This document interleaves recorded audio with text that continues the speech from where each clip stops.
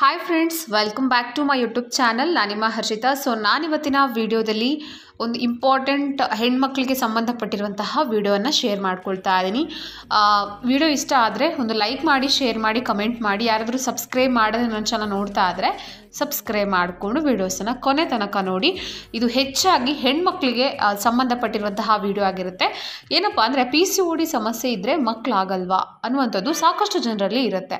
ಈ ಒಂದು ಕನ್ಫ್ಯೂಷನ್, ಈ ಒಂದು ಗೊಂದಲ ಇದ್ದೇ ಇರುತ್ತೆ. PCOD ಅಥವಾ PCOS ಅಂದರೆ ಪಾಲಿಸಿಸ್ಟಿಕ್ ಓವರಿ ಸಿಂಡ್ರೋಮ್ ಅನ್ನುವಂಥದ್ದು. ಇದು ಬಹುತೇಕ ಯುವತಿಯರನ್ನು ಕಾಡ್ತಾ ಇರುವಂತಹ ಒಂದು ಸಮಸ್ಯೆ ಆಗಿದೆ. ಇದರ ಬಗ್ಗೆ ಸಾಕಷ್ಟು ಜನರು ಕೂಡ ತಪ್ಪು ಮಾಹಿತಿಯನ್ನು ತಿಳ್ಕೊಂಡಿರ್ತಾರೆ. ಮಕ್ಕಳಾಗಲ್ಲ, ಆಮೇಲೆ ಸಾಕಷ್ಟು ಮುಂದೆ ಪ್ರಾಬ್ಲಮ್ಸ್ಗಳಾಗುತ್ತೆ ಅನ್ನುವಂಥದ್ದು. ಆದರೆ ನಮ್ಮ ದೇಶದಲ್ಲಿ ಸಂತಾನೋತ್ಪತ್ತಿ ಸಾಮರ್ಥ್ಯವುಳ್ಳಂತಹ 5 ಮಹಿಳೆಯರ ಪೈಕಿ ಒಬ್ಬರು ಈ ಒಂದು PCOS ಅಥವಾ PCOD ಸಮಸ್ಯೆಯಿಂದ ಬಳಲ್ತಾ ಇರ್ತಾರೆ. ಇದರ ಒಂದು ಲಕ್ಷಣ ಏನಪ್ಪ ಅಂದರೆ ಹಾರ್ಮೋನ್ಗಳಲ್ಲಾಗುವಂತಹ ಒಂದು ಅಸಮತೋಲನ, ಅಂದರೆ ಇರ್ರೆಗ್ಯುಲರ್ ಪೀರಿಯಡ್ಸ್ ಆಗುವಂಥದ್ದು, ಇದು ಇದರ ಒಂದು ಲಕ್ಷಣ ಆಗಿರುತ್ತೆ. ಆಂಡ್ರೋಜನ್ಸ್ ಅಥವಾ ಪುರುಷ ಹಾರ್ಮೋನ್ಗಳು ಅತ್ಯಧಿಕ ಮಟ್ಟಗಳಲ್ಲಿ ಇದ್ದು ನಿಮ್ಮ ಒಂದು ಅಂಡಾಶಯಗಳಲ್ಲಿ ಸಣ್ಣ ಸಣ್ಣ ಗುಳ್ಳೆಗಳು ಏರ್ಪಡ್ತದೆ. ಇದರಿಂದ ಏನಾಗುತ್ತೆ, ಇರ್ರೆಗ್ಯುಲರ್ ಪೀರಿಯಡ್ಸ್, ಗರ್ಭಪಾತ ಅಥವಾ ಮಕ್ಕಳೇ ಆಗೋದಕ್ಕೆ ಸಮಸ್ಯೆ ಆಗುವಂಥದ್ದು, ಮೊಡವೆಗಳು, ಹಾಗೆ ಅನಗತ್ಯ ಕೂದಲು ಬೆಳವಣಿಗೆ, ಸ್ಥೂಲಕಾಯ, ಅಂಡಾಶಯದಲ್ಲಿ ಗುಳ್ಳೆಗಳು, ಇಂತಹ ಸಮಸ್ಯೆಗಳು ಕಾಣಿಸ್ಕೊಳ್ಳುತ್ತೆ. ಇದು ಬಂದು ಈ ಸಮಸ್ಯೆಯ ಬಗ್ಗೆ ಹೆಚ್ಚು ಜನರಿಗೆ ತಪ್ಪು ಕಲ್ಪನೆ ಏನಪ್ಪ ಅಂದರೆ ಮಕ್ಕಳಾಗಲ್ವಾ ಅನ್ನುವಂಥದ್ದು ಸಾಕಷ್ಟು ಜನರಲ್ಲಿ ಇರುತ್ತೆ. ಅಂದರೆ PCOS ಇರುವ ಹೆಣ್ಮಕ್ಳು ಮಕ್ಕಳನ್ನು ಹೇರೋದಿಲ್ವಾ ಅನ್ನುವಂಥದ್ದು. ಇನ್ನು PCOS ಸಮಸ್ಯೆ ಇರುವವರು ಗರ್ಭಧರಿಸಲು ಬಹಳ ಕಷ್ಟಪಡ್ತಾರೆ, ನಿಜ. ಆದರೆ ಗರ್ಭಿಣಿಯಾದರೂ ಕೂಡ ಗರ್ಭಧಾರಣೆಯ ಸಂದರ್ಭದಲ್ಲಿ ತೊಂದರೆಗಳನ್ನು ಅನುಭವಿಸ್ತಾರೆ. ಆದರೆ ಅವರು ಮಕ್ಕಳನ್ನು ಹೆರೋದಕ್ಕೆ ಸಾಧ್ಯನೇ ಇಲ್ಲ ಅನ್ನುವಂಥದ್ದು ಇದರ ಅರ್ಥ ಅಲ್ಲ. ಏನಪ್ಪ ಅಂದರೆ ಪರಿಸ್ಥಿತಿಯನ್ನು ನಿರ್ವಹಿಸುವ ಮೂಲಕ ಏನಾಗುತ್ತೆ, PCOS ಇರುವ ಮಹಿಳೆಯರು ಗರ್ಭಧರಿಸಿ ಆರೋಗ್ಯಕರವಾಗಿರುವಂತಹ ಮಗುವನ್ನು ಕೂಡ ಹೆರಬಹುದು. ಯಾವುದೇ ಒಂದು ಚಿಕಿತ್ಸೆಯ ನೆರವಿಲ್ಲದೆ ಸಹಜವಾಗಿಯೇ ಗರ್ಭಧರಿಸಬಹುದು.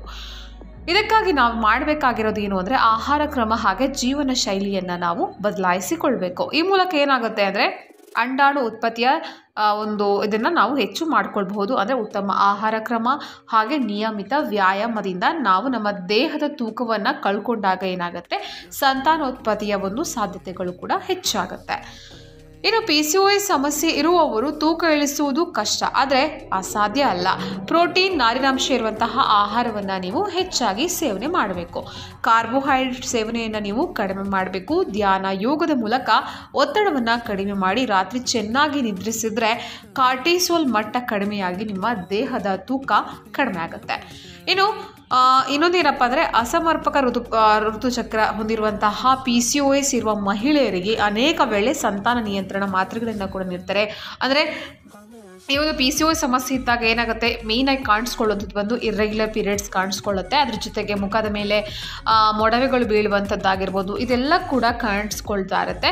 ಇದಕ್ಕೆ ನಾವು ಮಾಡಬೇಕಾಗಿರೋದು ಏನು ಅಂದರೆ ಅದೇ ಹೇಳಿದ ಹಾಗೆ ಒಳ್ಳೆಯ ಒಂದು ಆಹಾರ ಕ್ರಮ, ನಮ್ಮ ಜೀವನ ಶೈಲಿಯನ್ನು ಬದಲಾಯಿಸ್ಕೊಳ್ಬೇಕು. ಹಾಗೆಯೇ ನಿಯಮಿತ ವ್ಯಾಯಾಮವನ್ನು ಮಾಡೋದ್ರಿಂದ ನಮ್ಮ ದೇಹದ ತೂಕವನ್ನು ಕಡಿಮೆ ಮಾಡಿಕೊಂಡು ಆರಾಮಾಗಿ ಮಕ್ಕಳನ್ನು ಕೂಡ ಹೆರ್ಬೋದು. ಅಂದರೆ ಸಂತಾನೋತ್ಪತ್ತಿಯ ಮಟ್ಟವನ್ನು ಹೆಚ್ಚಿಸ್ಕೊಳ್ಬಹುದು.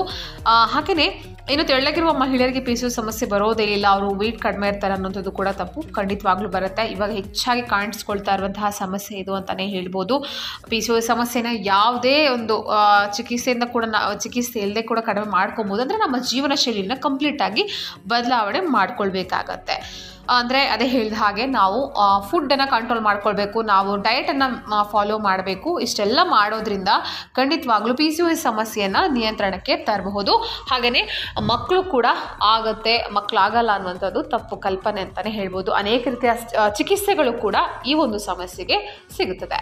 ಇವತ್ತಿನ ಈ ಒಂದು ಮಾಹಿತಿ ಹೆಣ್ಮಕ್ಳಿಗೆ ತಲುಪಿಸಬೇಕು ಅಂತ ಇತ್ತು. ಖಂಡಿತವಾಗ್ಲೂ ಇಷ್ಟ ಆಗಿದೆ ಅಂತ ಅಂದ್ಕೊಂಡಿದ್ದೀನಿ. ಇಷ್ಟ ಆದರೆ ಪ್ಲೀಸ್ ಒಂದು ಲೈಕ್ ಮಾಡಿ, ಶೇರ್ ಮಾಡಿ, ಕಮೆಂಟ್ ಮಾಡಿ. ಯಾರಾದರೂ ಸಬ್ಸ್ಕ್ರೈಬ್ ಮಾಡಿದ್ರೆ ನನ್ನ ಚಾನಲ್ ನೋಡ್ತಾ ಇದ್ದರೆ ಸಬ್ಸ್ಕ್ರೈಬ್ ಮಾಡ್ಕೊಳ್ಳಿ.